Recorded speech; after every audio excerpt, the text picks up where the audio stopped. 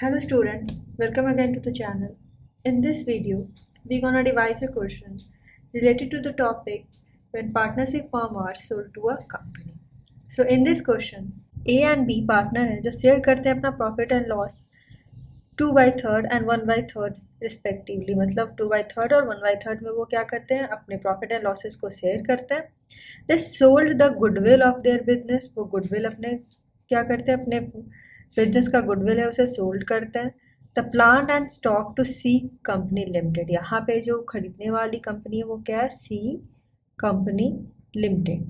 A and B हैं जिनका partnership form है, वो सेल करते हैं अपने बिजनेस को सी कंपनी लिमिटेड को फॉर 10,000 कैश, 10,000 किस में, कैश में, और 10,000 of plus 1 share in the C company. The market price of share wing 1.25 per share. पहले तो उन्होंने कितना, 10,000 का शेयर कितने का, प्लस 1 का शेयर था, लेकिन उसका जो मार्केट प्राइस चल रहा है वो कितना, 1.25 पर शेयर है.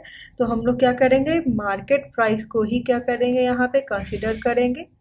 The partners undertook to collect their own book debts and to discharge their own liabilities. ठीक है, ये जो सी कंपनी लिमिटेड है वो उनके लाइबिलिटीज़ को डिस्चार्ज नहीं कर रहे हैं, ना ही उनके डेब्ट्स को डिस्चार्ज कर रहे हैं.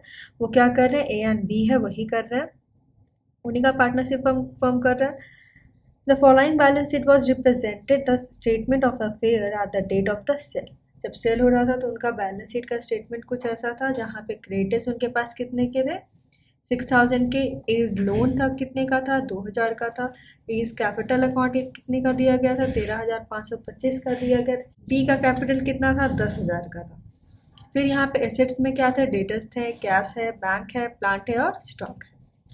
फर्दर क्वेश्चन में कहता है कि अ debtor for plus 500 become bankrupt. कितना, 12,000 का तो यहाँ पे दिया गया, क्या डेटर्स प्लस 500 जो है वो बैंकरप्ट हो जाते हैं और उसके स्टेट से कितना रिलीज होता है, 25 पैसे इन द रुपी. ये क्या होता है, रिसीव होता है. All the other debts we realise subject to a discount of 1/2%. मतलब क्या हो जाएगा, इसको अगर हम लोग कैलकुलेट करें तो 2.5% बनता है. उसमें क्या होता है, जो भी डेट्स हैं उनको डिस्काउंट मिल जाता है, क्रेडिटर को फुल्ली पे कर दिया जाता है. A and B agreed that A and B क्या करते हैं, वो एग्री करते हैं कि A should receive the whole of the C company share. A and B agree करते हैं ये कि जो भी सी का कंपनीज का जो शेयर है वो सिर्फ कौन, ए ही रिसीव करेगा, इसमें बी का कोई शेयर नहीं बनेगा. Prepare an account showing how much A and B each could receive in cash. अब लास्टली हमें ये दिखाना होगा कि उन्हें लास्टली कितना कैश रिसीव होता है, कितना कैश लाना होता है. तो इसके लिए हमें क्या क्या बनाना होगा, सेल ऑफ पार्टनरशिप फर्म है तो इससे रिलेटेड रियलाइजेशन अकाउंट, जो न्यू कंपनी जो इससे बेचा जा रहा है उसका अकाउंट, कितना शेयर उन्हें रिसीव हो रहा है, ये सभी चीज़ें हम लोग डिस्कस करेंगे इस वीडियो में. तो इस क्वेश्चन में सबसे पहले हमें क्या फॉर्म करना होगा, एक रियलाइजेशन अकाउंट बनाना होगा. तो रियलाइजेशन अकाउंट बनाते हैं, जो भी एसेट दिए गए, जो भी लाइबिलिटीज़ दिए गए उनके बुक वैल्यू में क्या कर लेंगे, पोस्ट कर लेंगे. तो रियलाइजेशन अकाउंट बनाते टाइम डेबिट साइड में क्या आ जाएगा, डेटर्स कितने के हैं, 12,000 के, प्लांट कितने का, 5,000 का, स्टॉक कितने का, 14,000 का है. ये सभी अमाउंट है जो बैलेंस शीट में दिया गया है, सभी एसेट्स का बुक वैल्यू है. फिर आते हैं हमारे क्रेडिटर्स. क्रेडिटर कितने के हैं, 6,000 के. जो क्रेडिटर्स थे उसे क्या कहा गया था कि जो भी है उन्हें फुल सेटलमेंट कर दिया गया था. तो ए एंड बी का फर्म उसे फुल्ली क्या करेगा, सेटल करेगा, किससे, टू कैश अकाउंट से. क्रेडिटर कितने, 6,000 का, उनका ये पेमेंट बनता है.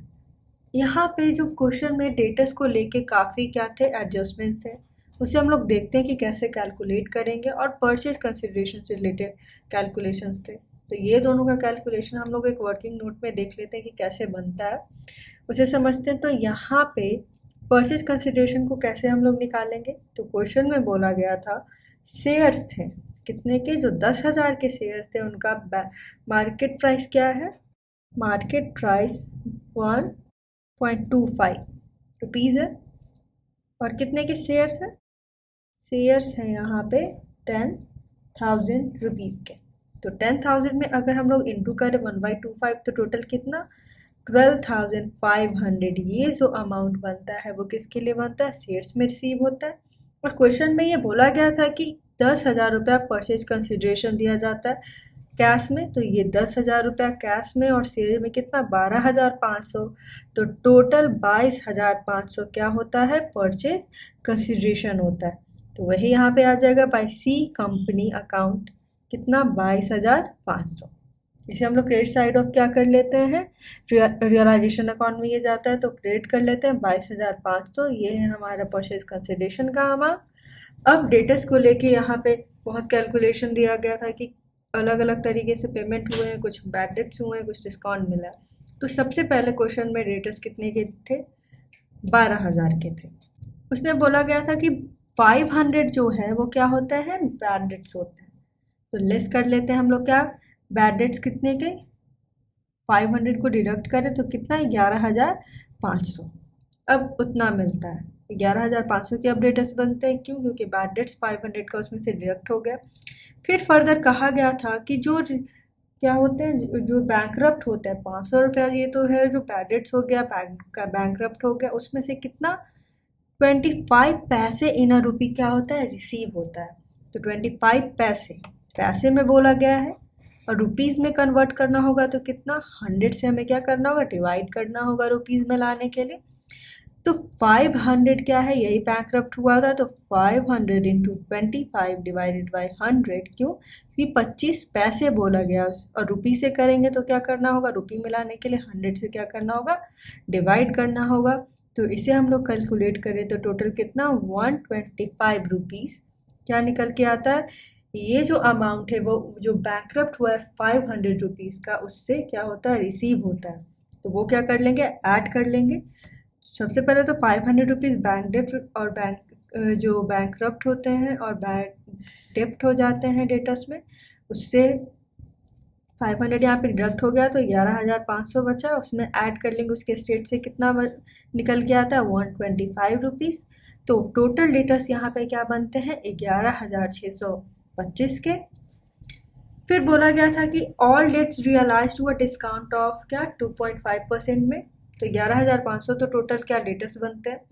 तो 11,500 इंटू 2.5 डिवाइडेड बाई 100 मतलब क्या हो जाएगा 2.5 इंटू 100 है, इसको हम लोग करें इतना डिस्काउंट दें तो 287.50 इतना का क्या डेप्ट पे डिस्काउंट मिलता है, क्योंकि क्वेश्चन में बोला गया था कि all debts realise to discount of 2.5%। तो वही यहाँ पे बन के आता है कितना 287.50, ये क्या है डेप्ट्स डिस्काउंट मिल जाता है। फिर यहाँ टोटल डेप्टर्स कितने के थे 11,625 के थे और उन्हें डिस्काउंट मिला है डेप्ट्स पे कितना 287.50 है। तो टोटल डेप्टर्स यहाँ पे बनते हैं कितने के 11,337.50, ये टोटल क्या है डेटर्स। तो इसका अमाउंट हम लोग क्या कर लेते हैं रियलाइजेशन अकाउंट में पोस्ट करते हैं, तो क्या से बाई कैश अकाउंट डेटर्स कितने के 11,337.50 इतने के क्या है डेटर्स। ये था हमारा क्या रियलाइजेशन अकाउंट और कुछ कैलकुलेशन किससे डेटा से रिलेटेड कि बैड डेट्स हैं उसमें से हम लोग डिडक्ट करते हैं, फिर जो स्टेट से जितना अमाउंट रिसीव हुआ तो टोटल डेटर्स बन के आए। फिर क्या था कि डेप्ट्स ऑन डिस्काउंट मिला था कितने का 2.5% का, तो उसे हम लोग कैलकुलेट करें परसेंटेज में तो 287.50 आता था। 11,625 से डिडक्ट करें तो 11,337.50 का क्या बनता है डेटर्स बनता है। तो बाई कैश अकाउंट होगा उसे भी क्या किया जाएगा रियलाइज़ कर दिया जाएगा। तो ये था हमारा रियलाइजेशन अकाउंट में, जहाँ पे क्या होता है क्रेडिट साइड ज़्यादा है, तो क्रेडिट साइड ज़्यादा है तो ऑब्वियसली कि क्या होगा फर्म को रिसीव प्रॉफिट। तो यहाँ पे कितने का प्रॉफिट 2,837.50 इतने का क्या होता है प्रॉफिट रिसीव होता है, जिसे ए एंड बी क्या करेंगे डिस्ट्रीब्यूट करेंगे किस रेशियो में, तो ए का रेशियो दिया गया था 2/3 और बी का रेशियो कितना 1/3। इस रेशियो में इसे क्या कर लेंगे डिस्ट्रीब्यूट कर लेंगे, तो ए का कितना से कितना प्रॉफिट बनता है 1,891.67, बी का कितना बनता है 945.83। ये था वो प्रॉफिट जिसे क्या होता है ए एंड बी जो पार्टनर है वो डिस्ट्रीब्यूट कर लेता है। अब फर्दर क्या बनाना होगा हमें, अब फर्दर बनाना होगा जो कंपनी सोल्ड मतलब जो कंपनी क्या करती है खरीदती है ए एंड बी के पार्टनरशिप फॉर्म को, तो सबसे पहले हम लोग उसका अकाउंट अब प्रिपेयर कर लेते हैं। फिर देखना होगा कि कितना शेयर है जो सभी पार्टनर्स को क्या होता है, रिसीव होता है। तो यहाँ पे आ जाता है क्या, C co limited account. To realisation account से 22,500 है, कैसे, तो to shares in C co limited आता है, 12,500 रिसीव हुए हैं शेयर्स में, और बाकी कितना 10,000 कैश में। तो सी को लिमिटेड अकाउंट में यहाँ पे हमारा क्या होता है, ये लेजर बनता है, जहाँ पे कि शेयर्स में 12,500 और कैश में कितना 10,000 रुपये क्या हुआ है, पेमेंट हुआ है परचेज कंसिडरेशन का। फिर फर्दर क्वेश्चन में बोला गया था कि shares in C co limited account, ये जो अकाउंट बनता है वहाँ पे क्या है कि ए को सी कंपनी के सभी शेयर्स मिलते हैं और बी क्या होता है, बी को कोई भी शेयर नहीं मिलता है। तो सभी शेयर सी को लिमिटेड के ए को रिसीव होते हैं। तो इसके लिए हम लोग एक छोटा सा लेजर प्रिपेयर करें, तो to C co limited account कितना, ये 12,500 का क्या है, शेयर है। यहाँ पे देख सकते हैं, यहाँ पे क्रेडिट साइड में तो डेबिट साइड में आ जाएगा 12,500। किसे रिसीव होता है, ए जो पार्टनर है सिर्फ उसे रिसीव होता है। तो by as capital account total amount चला जाएगा 12,500 का। तो ये था क्या, partners in C co limited account, shares in C co limited account, sorry, जो कौन रिसीव करता है, टोटली ए जो पार्टनर है वो रिसीव करता है। फिर लास्टली यहाँ पे हमें फॉर्म करना होगा पार्टनर्स का कैपिटल अकाउंट, तो वो देख लेते हैं। तो पार्टनर्स कैपिटल अकाउंट फॉर्म करने के लिए क्रेडिट साइड में हम लोग सबसे पहले स्टार्ट करें तो भाई बैलेंस बीडी होता है, जो भी बैलेंस शीट में उनका अमाउंट दिया जाता है वो क्रेडिट साइड और पार्टनर्स कैपिटल अकाउंट में हम लोग क्या करते हैं, पोस्ट करते हैं। तो कितना दिया गया, ए का 13,525 और बी का कितना 10,000। और क्रेडिट साइड में क्या आ जाएगा, उन्हें प्रॉफिट रिसीव होता है, तो बाय रियलाइजेशन अकाउंट प्रॉफिट कितने का है, 1,891.67 ए का, और बी का कितना 945.83 कितना बी का, ये होता है उनका प्रॉफिट। फिर डेबिट साइड में आ जाता है क्या, टू शेयर्स इन को लिमिटेड अकाउंट, बी को तो कोई भी शेयर रिसीव नहीं होता, ए को टोटल शेयर रिसीव हो जाता है कितने का, 12,500 का। तो ये था पार्टनर्स का कैपिटल अकाउंट। यहाँ पे हम लोग देख लेते हैं, तो क्रेडिट साइड ऑफ ए कितना बनता है, 15,416.67, जिसे डिडक्ट करें 12,500। तो फाइनली जो उन्हें कैश में रिसीव होगा, कितना अमाउंट रिसीव होगा, 20916 रुपीज़ हो जाएगा 0.67। ये जो अमाउंट टोटल बनता है वो उन्हें ए को कितना रिसीव हो जाएगा, इतना ही अमाउंट रिसीव हो जाएगा, सॉरी, बी को कितना 10,945.83 ये टोटल अमाउंट है, और उसे तो कोई भी शेयर यहाँ पे मिला नहीं है। तो टोटल ये जो अमाउंट है 10,945.83 ये होगा वो कैश में उन्हें लास्टली क्या रिसीव होगा। तो ये था क्या इस क्वेश्चन का पार्टनर्स कैपिटल अकाउंट। अब लास्टली ये फॉर्म करना होगा, एक कैश अकाउंट बनाना होगा। तो क्वेश्चन में दिया गया था बाय एज लोन अकाउंट, एक लोन अकाउंट है, उसे क्या करेगा, यही जो ए एंड बी की जो पार्टनरशिप फॉर्म है वही पे करेगी। तो बाय एज लोन अकाउंट हो जाएगा।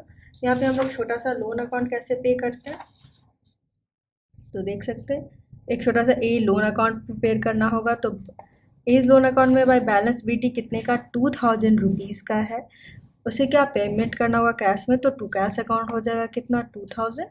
तो 2,000 ये पेमेंट हो जाता है। टू कैश अकाउंट से पेमेंट हुआ है तो इसीलिए क्रेडिट साइड ऑफ आ जाएगा by as loan account 2,000 for payment of loan. फिर उसके बाद क्या है, उसके बाद है एज कैपिटल अकाउंट, ए का कितना कैपिटल अकाउंट बनता है, कितना उसे कैश फाइनल पेमेंट करना होगा, 2,916.67 वो आ जाएगा cash account of credit side में।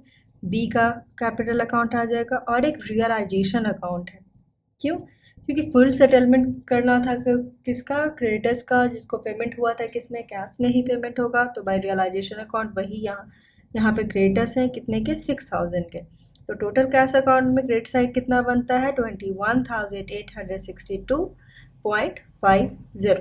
उसके बाद डेबिट साइड देख लेते हैं कि क्या आता है। तो टू बैलेंस बीडी क्या है 25 रुपीज़ क्या कैश का दिया गया है, और बैंक का कितना दिया गया 500। टू सीज को लिमिटेड अकाउंट है यहाँ पे 10,000 क्यों? क्योंकि वो लास्टली जो कुछ शेयर्स में हुआ था 12,500 का और कैश में 10,000 रुपये का जो कैश में पेमेंट हुआ है परचेज कंसिडरेशन, इसीलिए वो कैश अकाउंट में आ जाएगा।